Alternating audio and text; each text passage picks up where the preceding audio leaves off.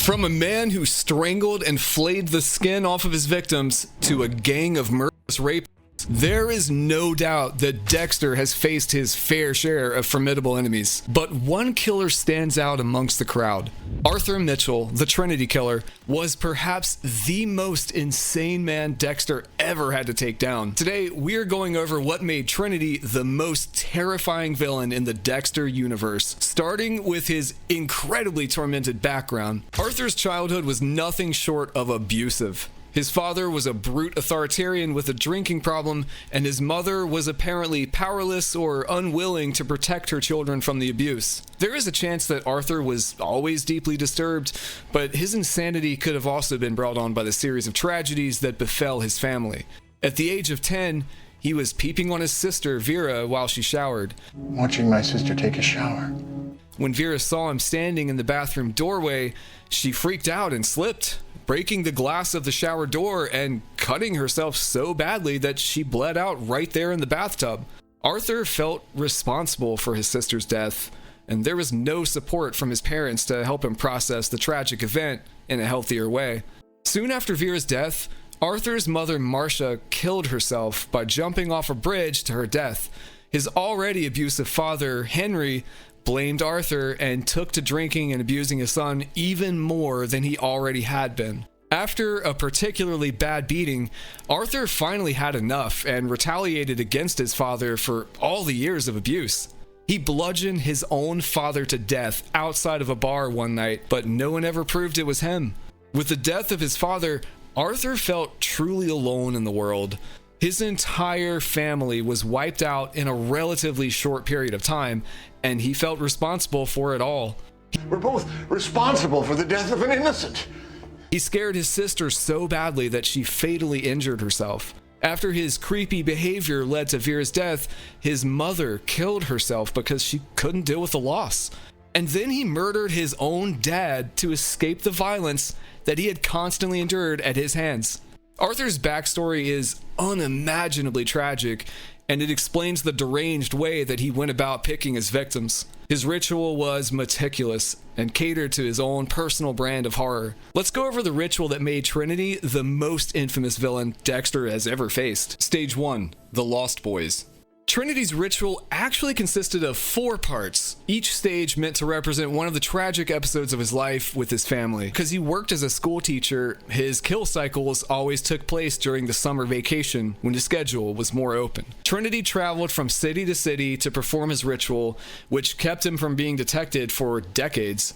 He would visit these cities while working with a program that built houses for those in need.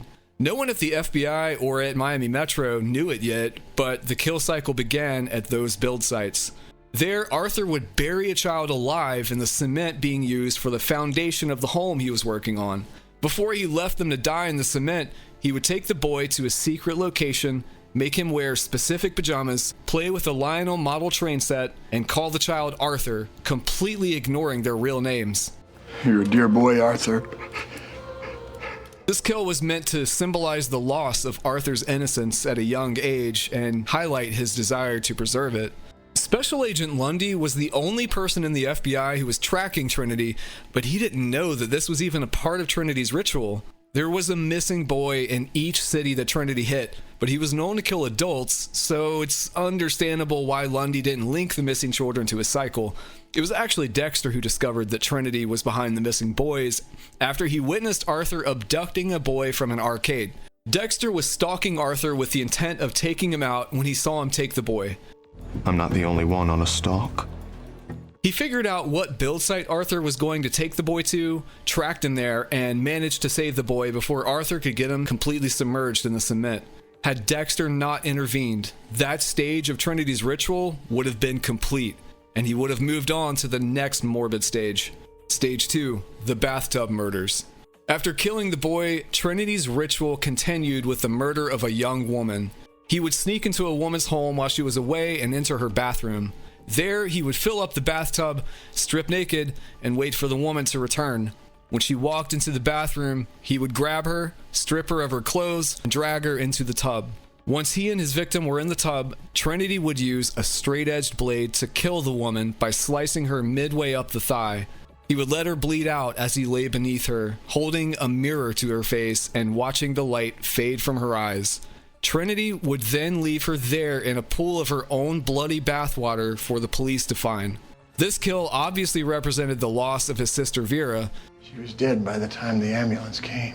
She was only 16 when she died, but by targeting single young adult women, Trinity was able to get in and out of the home without the risk of being detected by anyone else. The psychological effect was the same for him. After he killed the young woman, he would take a shower in scalding hot water, punishing himself to process the guilt he felt for killing Vera. It was just another part of his ritual, as Trinity was very committed to recreating the feelings he experienced all those years ago when his family fell into turmoil. After this stage was complete, Trinity could then move on to the next kill in his cycle without anyone even aware that he was responsible for the first two. Stage 3, the suicide jumpers. After killing the young woman in her bathtub, Trinity's next victim would always be a mother of two. He would stalk his prey in public spaces in order to confirm that the woman did, in fact, have 2 children. Once he had that information, he'd find the woman's home and kidnap her. He would force the woman to drive to a specific location with her hands zip-tied to the wheel to prevent any escape attempt. When they arrived at the spot Trinity had in mind, he would make the woman ascend to the top of the building with him and force her to jump to her death. Jump. No, I can't. You can. I have children. He wouldn't push her or allow her to talk him out of it, even going so far as to threaten her family members' lives if she refused to comply. With no way out, the woman would eventually relent and fall to her death. The cops wouldn't investigate any further, and no one thought to look for a perpetrator. This kill was he would walk past his victim after her deadly fall, heartbroken and referring to the woman as Mommy. Mommy. If his mother lost of Vera, a death Arthur felt responsible for, then it would make sense that he would feel responsible for her death as well. Either way, his father certainly blamed him for both, which led him to the final kill in his cycle. Stage 4, the bludgeonings. The last stage of Trinity's cycle, as far as Lundy knew, was the bludgeoning of a man. Like the jumper, the bludgeoning victim always had 2 kids. After stalking his intended victim to learn their routine, Trinity would gain entry into their place of work or whatever place he was planning to kill them. Once inside, he would get them into a secluded area to finish them off. Trinity would use a hammer or a similarly blunt object to beat the victim to death and leave them lying where they once stood. You made me do this. But before this part of the ritual, Trinity would share a drink with a picture of his father and an empty chair. He would also goad someone into beating him down, likely to rebuild the rage he felt towards his abusive father so he could go forward with the bludgeoning more readily. In this phase of the ritual, as shown in Season 4, Trinity waits in an alley outside of a bar in Miami, and when a burly, drunken man passes by, Arthur insults him until the man physically attacks him. Trinity mutters to the stranger that it's all his fault. It's your fault. But the man blows him off, asking dismissively, "What's wrong with you?" before walking away. He went on to bludgeon the man he had previously vetted, and that completed the final stage, and thus his ritual. With the cycle completed, he returned to his regular life with his family in the suburbs, blending perfectly into society as a respected member of the community. But everything was not as it seemed. While the outside observer would have believed Arthur Mitchell had an ideal family, with a closer look, it is made clear that his family was anything but. It was important to Arthur to create what he saw as a perfect family, but he was too controlling and abusive to ever pull it off. He would systematically break down every member of his family and was unconcerned with what it did to their development. They all seemed to love him, but over time, it was shown that they were actually simply living in fear. I am so thankful for you, Arthur. Shut up, cunt. His wife and children showed him a great deal of respect, but that was only because they were afraid of what he would do to them if they ever stood up for themselves. When it came to his children, Arthur had an iron fist. His son, Jonah, at first appeared to love his father. He says that he lucked out having a father like Arthur and appeared grateful for what his father provided him. However, the cracks began to show when Dexter stopped by one day and saw Arthur berating Jonah for not cleaning the car in a particular way, and again when he saw Arthur destroying Jonah's trophies after he decided to quit baseball. The next day, Dexter joined them for Thanksgiving dinner, and there he got to see even further behind the curtain. He saw that Jonah was truly afraid of his dad, and when he left the room for a few moments, Arthur broke Jonah's pinky finger because his son had damaged his car. But that isn't the only thing Dexter saw while he was there. When he left Jonah alone with Arthur, Dexter stumbled into the room of Arthur's daughter, Rebecca. There he saw that there were locks on the windows in her room, and he also noticed that her door only locked from the outside. He knew that Arthur had been trapping his daughter in her room against her will. Dexter walked outside where he encountered Rebecca picking flowers for the table's centerpiece. He wasn't shy about mentioning that he saw the locks in her room, and Rebecca revealed that she ran away once, but Arthur found her, and it wasn't pretty. I ran away once. He caught me, and it was bad. She then offered herself sexually to Dexter if he would just take her away. Of course, Dexter shot her down, but as he was in the middle of doing so, her mother, Sally, came out and sent her inside. She apologized to Dexter for Rebecca's behavior and told him that she doesn't care what he does with Rebecca as long as he doesn't tell Arthur. Rebecca is only 15 years old, and Dexter, who had been masquerading as a man named Kyle Butler, was almost 40 years old and was virtually a stranger. Sally was willing to sacrifice her own daughter just to keep the peace with Arthur. This illustrates just how frightening of a man Trinity could be, but it was only the beginning. When Thanksgiving dinner was ready and no one said they were thankful for Arthur, he flew off the handle right in front of Dexter. He cursed at his wife, called Rebecca Vera, and told her to go to her room. This made Jonah go off. He ran through the living room, knocking Arthur's award plaques off the wall, calling him a fraud. Things reached a boiling point when Jonah called Arthur a killer. Who am I? You're a killer. And threw the urn containing his sister Vera's ashes at the wall. Arthur began choking Jonah, and Dexter couldn't take it anymore.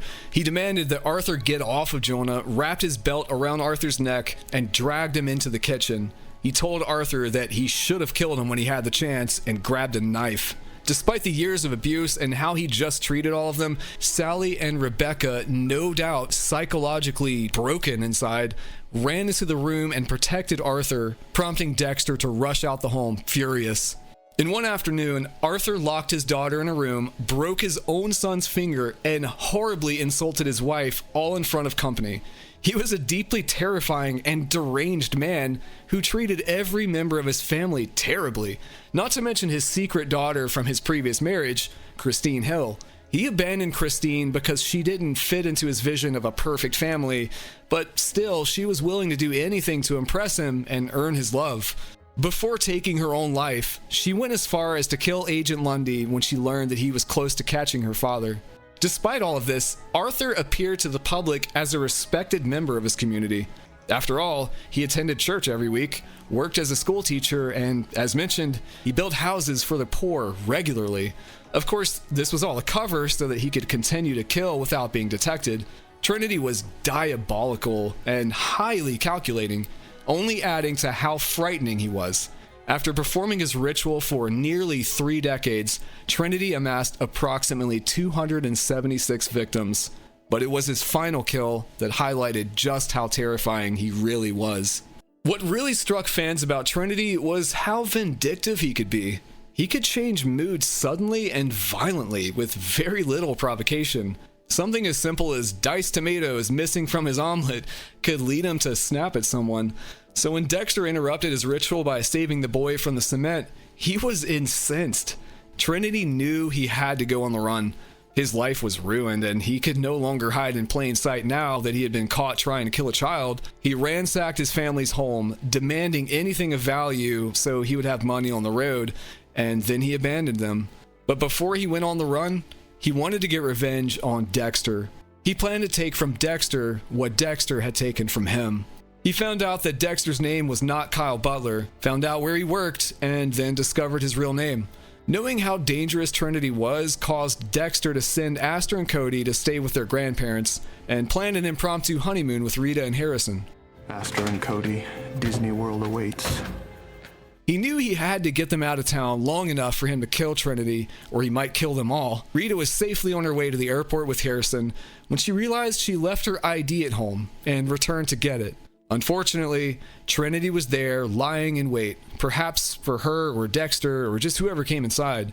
Either way, he was there to kill, and Rita was the unfortunate recipient of his wrath. Following his typical MO, he killed Rita in a bathtub, slicing her femoral artery, and left her body in a tub full of bloody bathwater. Harrison was left sitting on the bathroom floor in a pool of his mother Rita's blood. Dexter was eventually able to outsmart and kill Trinity, but the damage was done. He returned home from killing Trinity and found Rita's lifeless body in the tub and his son on the floor covered in blood and crying, just as Trinity had left them. He had lost. With Trinity already dead, there was nothing he could do to avenge Rita's death. His life was irreparably damaged, all because of Arthur Mitchell. Trinity's rage, paired with his cunning and vengeful nature, were what made him the most terrifying villain Dexter would ever encounter. He abused everyone close to him, fooled everyone else around him for years, and had hair-trigger mood swings that could make him incredibly dangerous in the blink of an eye. He targeted innocent people to perform his sickening kill ritual, and no one who crossed him would be safe.